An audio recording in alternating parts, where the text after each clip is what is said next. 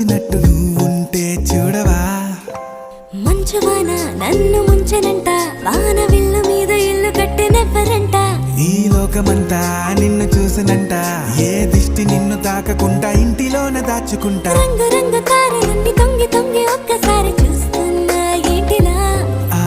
పైన లేని వెన్నెలంత నేల మీదకొచ్చినట్టు